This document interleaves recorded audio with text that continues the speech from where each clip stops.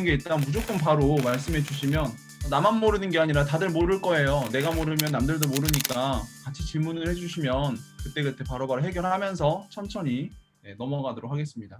제 화면을 그러면 공유하면서 함께 진행을 해보도록 할게요.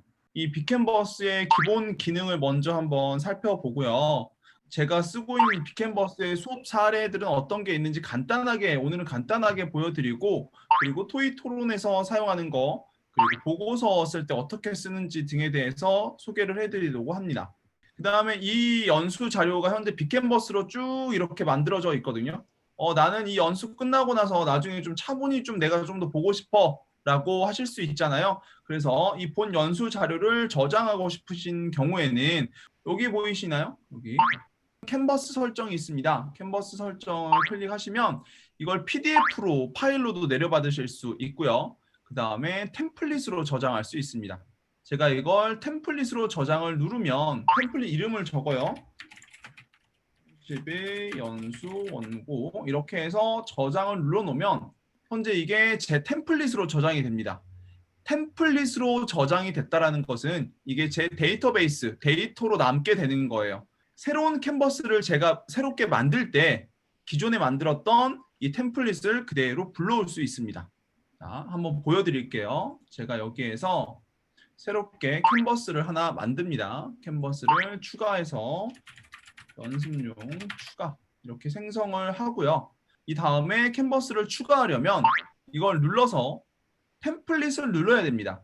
이건 기존에 이 빅캔버스란 회사에서 현재 저희에게 제공이 된 거고요. 오른쪽에 보면 사용자 정의 템플릿이라는 것이 있습니다. 여기에서 방금 제가 만들었던 11월 30일 연수 원고가 있죠. 그래서 이거를 눌러서 생성을 누르게 되면 해당 원고가 똑같이 생성되는 것을 확인할 수 있습니다. 조금 있다가는 연수 여기에다가 막 이것저것 여러 선생님들께서 만져보실 거기 때문에 그 전에 우리가 먼저 저장을 해놓으면 나중에 쓸 때 훨씬 더 잘 볼 수 있습니다. 깨끗한 원고를 보실 수 있겠죠. 그 다음에 제가 연수를 진행하면서 이렇게 마우스 주변에 이렇게 원이 생기거나 또는 이렇게 하이라이트가 있거나 이렇게 판서가 가능한 형태로도 만들어지는 프로그램이 있는데요. 스팟 마우스라는 건데요. 스팟 마우스 나중에 다운받아서 하시면 이거는 근데 윈도우 PC에 있습니다. 이거 다운로드 받으셔서 이제 수업에 활용하시면 되게 유용하게 활용하실 수 있습니다. 화면 공유해서 학생들하고 문제를 풀 때라든지 이럴 때 잘 사용하실 수 있습니다. 지금 오늘 이제 아이스 브레이킹 활동 겸해서 한번 기본 기능을 한번 써보는 간단한 시간을 가지려고 합니다. 오늘 하루 먹은 음식, 그래서 초성만 포스트잇 기능을 활용할 건데요. 포스트잇 도구를 눌러서 색깔도 고를 수 있고요. 저는 하늘색으로 하겠습니다. 그래서 여기다가 이렇게 포스트잇을 가지고 올 수 있습니다. 오늘 하루 먹은 음식, 초성 이렇게만 적어보는 거죠. 저는 한식이었습니다. 여기다 이렇게 오늘 드신 음식 중에서 한 가지만 골라서 포스트잇 기능을 이용해서 여기다 한번 적어보시고요. 한식, 중식, 일식 애매하다 하면 기타에 넣어주시면 됩니다.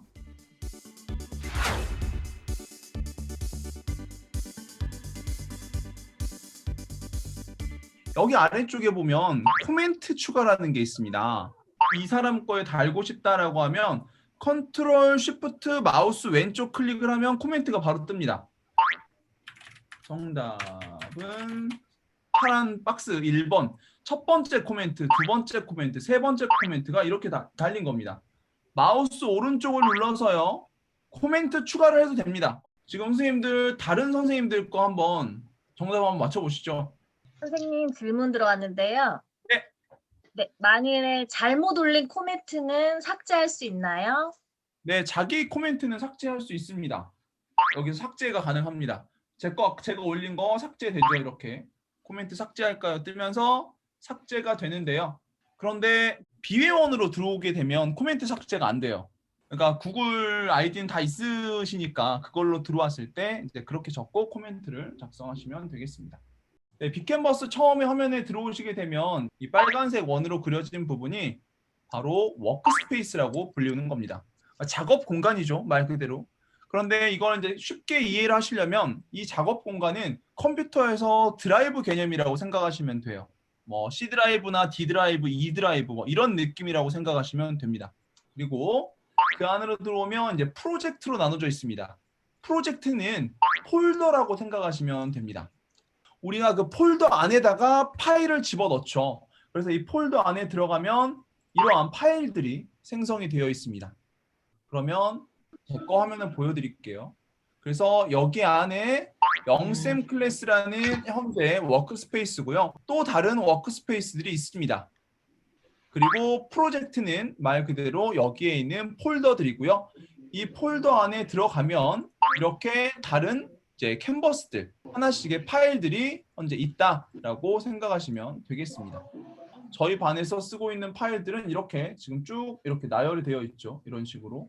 학생들은 실제 작업은 저 캔버스 안에 들어가서 작업을 하게 되는 거죠. 자, 그 다음에 방금 보셨듯이 아까 포스트잇 그리고 여기 코멘트 기능 있었죠. 그래서 파일 업로드 부분입니다. 선생님들 컴퓨터에 가지고 계신 파일들을 그대로 올릴 수도 있고요. 구글 드라이브는 구글 계정이랑 연동을 해놓은다면 구글에서 작업했던 내용들을 그대로 가지고 와서 여기다가 넣을 수 있습니다. 그리고 구글 이미지 같은 것도 검색해서 바로 넣을 수가 있고요. 구글 드라이브에 저장되어 있는 걸 바로 연동해서 학생들에게 보여줄 수도 있는 점이 있고요. 여기 지금 보이는 것들은 지금 모두 다 저희 반에서 했던 활동들이고요. 매년 이 활동을 하거든요. 우리 학년 초에 보면 아이들과 자기소개 같은 걸 하잖아요. 자기 사용 설명서라고 해가지고 내가 어떤 능력이 있고 나는 어떤 특징들이 있는지 아이들이 적어보게 했습니다. 원래는 물론 이거를 오프라인 활동에서 하는데 오프라인 활동에서 하지 않고 여기 보시면 가장 처음에 했던 활동입니다. 저희 반에서요. 빅캔버스를 사용하는 데 있어서 아이들이 자기 페이지를 만들어주고 자기 페이지에 들어가서 자기 소개를 모두 다 온라인상에서 하게 했습니다. 아이들이 학교로 등교를 못하니까요. 그렇게 한 다음에 온라인상에서 또 발표를 했죠. 이런 것들은 다 한 다음에 아까 보셨던 것처럼 PDF로 파일을 내려받을 수가 있습니다. PDF로 바로 내려받아지는 게 아니라 선생님이 적으시는 메일로 PDF 파일이 와요. 그 PDF를 다운로드 받으시면 됩니다. 요거는 이제 5학년인데 여기에서 국토사랑 신문 만들기 활동을 진행을 했습니다. 그래서 2인 1조로 만들어서 먼저 종이에다가 어떤 템플릿, 어떤 양식으로 그 신문을 만들 것인지 구상을 먼저 한 다음에 그걸 바탕으로 해서 아이들이 이제 사진 자료나 이제 보도 자료 같은 걸 만들어 가지고 여기다 작성을 한 부분입니다. 온라인 보고서를 썼을 때 좋은 점이 이런 사진 자료 같은 걸 워낙 다양하게 가지고 올 수 있다라는 거죠. 오프라인에서 아이들이 만들게 되면 사진을 직접 인쇄를 해야 되거나 잘라서 붙이고 막 이렇게 해야 되는데 아이들은 온라인에서 하게 되면 이런 사진이나 영상 자료를 워낙 쉽게 가지고 올 수 있다라는 점이 아주 좋았고요. 훨씬 더 이제 보기 좋은 보고서 형태로 만들어진다라는 점이 저는 좀 좋았습니다. 아이들도 좀 보고서 형태처럼 만들 수가 있어서 아이들이 좋아했고요. 그리고 제가 이제 요즘에는 최종적인 형태로 이렇게 아이들에게 모든별로 제공을 합니다. 보시는 것처럼 먼저 하나의 캔버스를 만들어 놓고요. 그 캔버스 안에다가 캔버스인 캔버스를 합니다. 그럼 이게 어떤 점이 좋냐라고 하면 이 모든 친구가 1모듬으로 들어가서 볼 수가 있습니다. 1모듬으로 들어가서 아 얘네들이 이렇게 하고 있구나 라는 걸 보고 다시 자기 모듬으로 넘어올 수 있어요. 저는 모듬별 보고서를 작성한 다음에 이걸 다른 모듬 친구들에게 발표하는 활동을 많이 하거든요.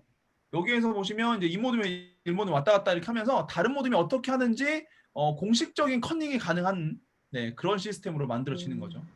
온라인에서 그렇게 하면 아이들의 참여도가 좀 높아질 수 있습니다. 그래서 캔버스인 캔버스 만드는 거 여기 이렇게 있는데요. 플러스 툴박스라고 되어 있는 거 눌러서 캔버스를 이렇게 가지고 오면 이 폴더 안에 폴더 집어넣듯이 이렇게 만들 수가 있습니다. 다시 가지고 와가지고 일모든 연습 이렇게 만들면 캔버스 안에 캔버스를 연결할 수가 있습니다. 이걸 2번 클릭하게 되면 캔버스로 들어갈 수 있어요. 2번 클릭해야 들어가지고요. 여기에 아무것도 없었던 거기 때문에 이렇게 템플릿을 고르라고 나옵니다. 이런 식으로 하면 캔버스가 만들어지는 거죠. 네, A 모듬 학생이 B 모듬 캔버스에 들어가 수정해버리는 문제가 있죠. 당연히 다른 친구들 거에 이게 동시 작업하는 거니까 이거는 이 B 캔버스뿐만이 아니라 모든 다른 툴에서도 마찬가지입니다. 함께 활동하는 것에서는 어쨌든 간에 다른 친구 거에 대한 간섭이 일어날 수가 있는데요. 여기서 마우스 오른쪽을 눌러보면요. 고정하기가 있습니다. 고정을 눌러보면 바로 클릭이 안 되죠, 이제. 고정을 풀면 클릭이 되는데요. 제가 고정을 해볼게요.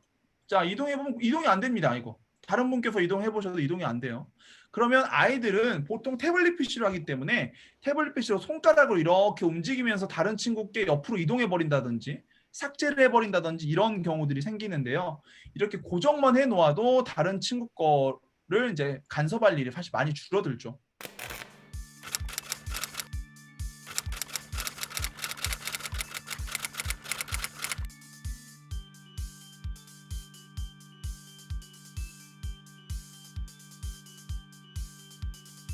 오늘 수고하셨습니다. 수고하셨습니다. 감사합니다.